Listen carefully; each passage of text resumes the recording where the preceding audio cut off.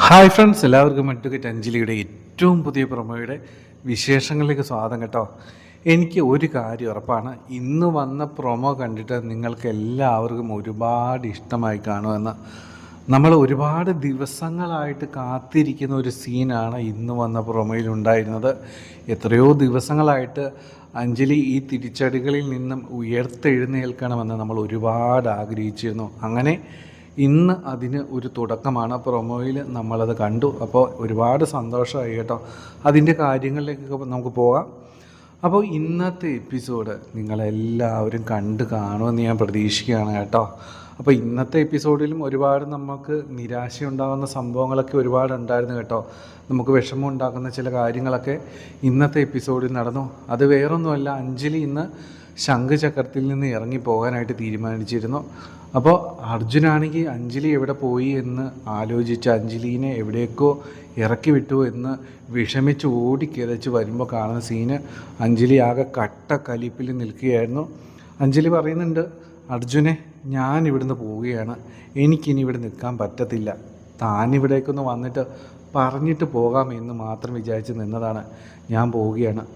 അപ്പോൾ അർജുൻ പറയും, എന്താണ് അഞ്ജലി ഇങ്ങനെയൊക്കെ പറയുന്നത്, ഇങ്ങോട്ട് പോവുകയാണ്. അപ്പോൾ അഞ്ജലി പറയും, എനിക്കിനി ഇവിടെ എന്താണെങ്കിലും നിൽക്കാനായിട്ട് പറ്റത്തില്ല, ഒരുപാട് അനുഭവിച്ചു. അഡ്വക്കേറ്റ് രാഘവൻ ഉണ്ണി പറഞ്ഞതുപോലെ അദ്ദേഹം എന്നെ ഒരു അടുക്കളക്കാരിയായിട്ടാണ് കണ്ടിരിക്കുന്നത്. അർജുൻ അറിഞ്ഞില്ലേ, ഇന്ന് ഉച്ചത്തേക്കുള്ള ഫുഡ് ഞാൻ തയ്യാറാക്കണം, വായിൽ വെക്കാൻ കൊള്ളുന്നത് എന്തെങ്കിലും തയ്യാറാക്കി കൊടുക്കണമെന്നാണ് പറഞ്ഞിരിക്കുന്നത്. അപ്പോൾ ഈ ശംഖുചക്രത്തിലേക്ക് കയറി വന്നപ്പോൾ പാലും പഴവും തന്നതിന് ശേഷം അദ്ദേഹം പറഞ്ഞിരുന്നു, ഞാനൊരു അടുക്കളക്കാരിയായി ഇനി ഇവിടെ ജീവിക്കുമെന്ന്. അതുപോലെ തന്നെയാണ് സംഭവിച്ചിരിക്കുന്നത്. എനിക്കിനി ഇതുപോലെ ഇവിടെ ജീവിക്കാനായിട്ട് പറ്റത്തില്ല. അങ്ങനെ അഞ്ജലി അർജുനോട് പറഞ്ഞിട്ടുണ്ടായിരുന്നു. അപ്പോൾ അർജുൻ ഒരുപാട് പറഞ്ഞ് കൺവിൻസ് ചെയ്യാൻ നോക്കി. അഞ്ജലി അങ്ങനെയൊന്നുമല്ല, അഞ്ജലി പറയുന്ന കാര്യങ്ങളൊന്നും എനിക്കറിയത്തില്ല, ഞാൻ മനസ്സാ വാച അറിയാത്ത കാര്യങ്ങളാണ് അഞ്ജലി. പക്ഷെ അപ്പോഴൊന്നും അഞ്ജലി അത് വിശ്വസിക്കാൻ തയ്യാറില്ല. അർജുന് ഇപ്പോഴും അഞ്ജലിക്ക് വിശ്വാസമായിട്ടില്ല എന്നുള്ളതാണ് നമുക്ക് ഇന്നത്തെ എപ്പിസോഡ് കണ്ടപ്പോഴും തോന്നിയത് കേട്ടോ. ഈ ഒരു കാര്യങ്ങളെല്ലാം അർജുൻ അറിഞ്ഞുകൊണ്ട് സംഭവിക്കുന്നതാണ് എന്നാണ് അഞ്ജലി വിചാരിക്കുന്നത്. ശരിക്കും എനിക്ക് വളരെ നിരാശ തോന്നി അഞ്ജലി അങ്ങനെയൊക്കെ ചിന്തിക്കുന്നത് കണ്ടപ്പോൾ കേട്ടോ. നമുക്കറിയാം അർജുൻ്റെ മനസ്സിലിപ്പോൾ എന്താണ് ഉള്ളതെന്ന്.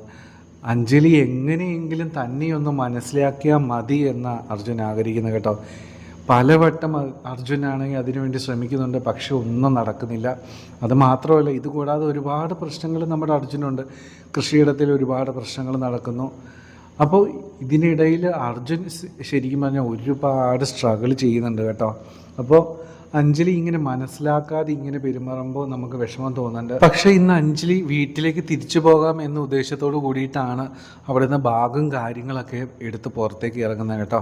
പക്ഷേ ദൈവനിശ്ചയം എന്നൊരു സംഭവമുണ്ട് കേട്ടോ, അതിൽ നമ്മൾ വിശ്വസിച്ചേ പറ്റത്തുള്ളൂ. അപ്പോൾ അതുകൊണ്ട് ഇന്ന് അഞ്ജലിക്ക് ശംഖുചക്രത്തിൽ നിന്ന് പോകാൻ പറ്റിയില്ല. കാരണം കറക്റ്റ് ദൈവനിശ്ചയം പോലെ ആ ഒരു സമയത്ത് ആര്യയുടെ കോൾ അർജുന് വരികയും അങ്ങനെ ആര്യയും അഞ്ജലിയും തമ്മിൽ സംസാരിക്കുകയും ചെയ്തു. അപ്പോഴാണ് ആര്യ പറയുന്നത്, അഞ്ജലി നോ, ഒരിക്കലും നീ ശംഖുചക്രം വിട്ട് ഇറങ്ങരുത്, അവിടെ നിന്ന് ഇറങ്ങിക്കഴിഞ്ഞാൽ നിനക്ക് ഒരിക്കലും ഇങ്ങോട്ടേക്ക് വരാൻ പറ്റുമെന്ന് നീ വിചാരിക്കണ്ട കേട്ടോ.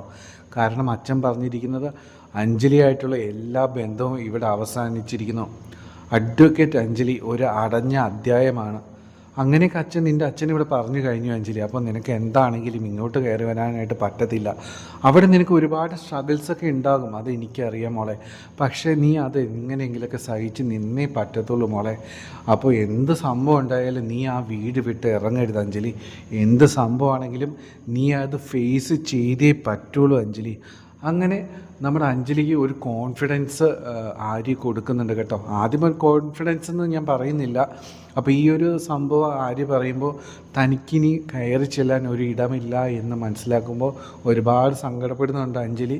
പക്ഷേ ആര്യ കൊടുത്ത ആ ഒരു ഉപദേശം സത്യത്തിൽ ഒരു വലിയ ഒരു എനർജി ആയിട്ട് നമ്മുടെ അഞ്ജലിക്ക് മാറാനായിട്ട് പോവുകയാണ് എന്ന് ഇന്ന് വന്ന പ്രൊമോയിൽ നിന്ന് വളരെ വ്യക്തമാണ് കേട്ടോ. അത് എങ്ങനെയാണെന്ന് ഞാൻ പറഞ്ഞു തരാം.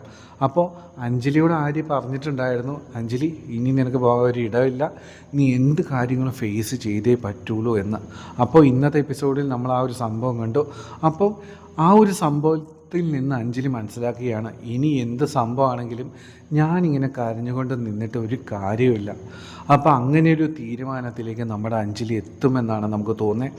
അപ്പോൾ ഈ ഒരു കാര്യമാണ് നമ്മൾ ഈ ഒരാഴ്ചയായിട്ട് നമ്മളെല്ലാവരും ഡിസ്കസ് ചെയ്തുകൊണ്ടിരിക്കുന്നത്. കാരണം അഞ്ജലി ഇങ്ങനെ കരഞ്ഞുകൊണ്ടിരുന്നിട്ട് ഒരു കാര്യമില്ല.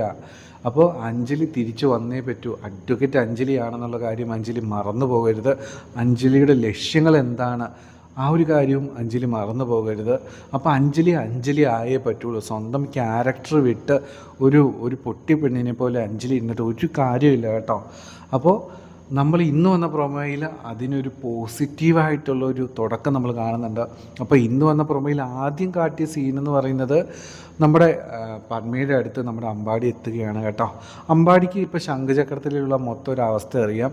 അഞ്ജലീനെ അവിടെ ഒരു വേലക്കാരിയെ പോലെയാണ് അവിടെ ട്രീറ്റ് ചെയ്യുന്നത്. അഞ്ജലി ഇനി ഒരിക്കലും കോടതിയിൽ പഠന കേസ് വാദിക്കാനായിട്ട് വരത്തില്ല എന്നാണ് കേട്ടോ നമ്മുടെ അമ്പാടി വിശ്വസിക്കുന്നത്. പക്ഷെ അങ്ങനെയൊന്നും അല്ല.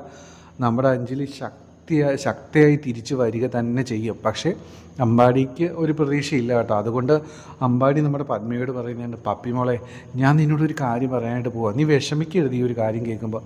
അപ്പോൾ പത്മ ചോദിക്കുന്നുണ്ട്, എന്താണ് അമ്പാടി ചേട്ടാ, എന്താ പറയുക, എന്താണത് മോളെ? ഇനി നിൻ്റെ കേസ് വാദിക്കാൻ വേണ്ടി അഞ്ജലി വരുമെന്ന് എനിക്ക് തോന്നുന്നില്ല മോളെ.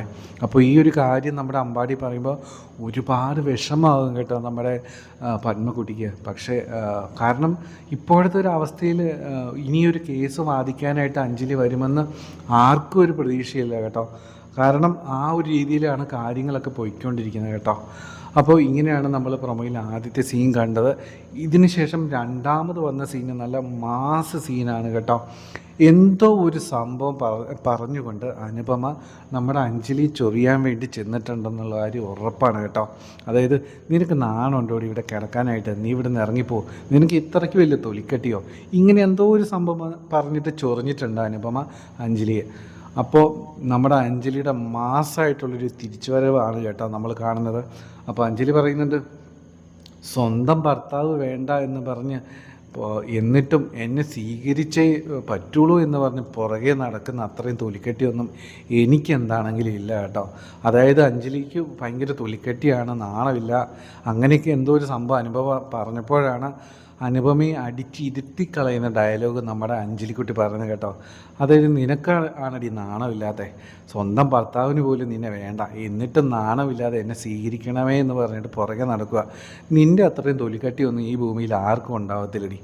അപ്പോൾ നമ്മുടെ ഒരു തിരിച്ചുവരവാണ് കേട്ടോ അഞ്ജലിയുടെ നമ്മൾ കാണുന്നത്.